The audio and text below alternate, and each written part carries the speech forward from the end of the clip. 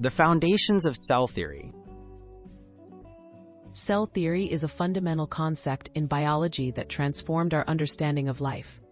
Developed in the 19th century, it established that all living organisms are composed of cells. This idea became the basis for modern biology, uniting plants, animals, and microorganisms under a shared principle, and sparking new scientific exploration. Early discoveries, microscope to microcosm. The invention of the microscope in the 1600s opened an invisible world. Robert Hooke first used the term cell in 1665, after observing cork under a microscope. Antony van Leeuwenhoek soon followed, discovering tiny living organisms. These findings laid the groundwork for further discovery.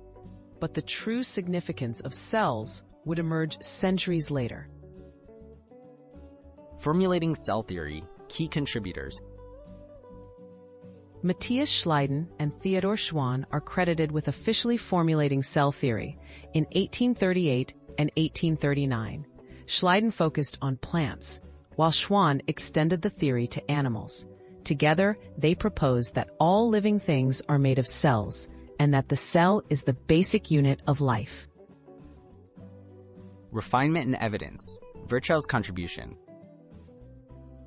In 1855, Rudolf Virchow introduced the idea that all cells arise from pre-existing cells. This critical addition shifted the understanding of how organisms grow, develop, and heal. The fully formed theory now included three main points.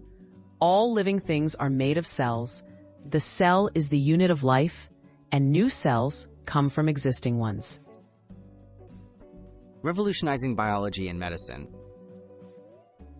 Cell theory redefined the life sciences. It provided a foundation for advances in genetics, microbiology, and medicine, such as understanding diseases at the cellular level.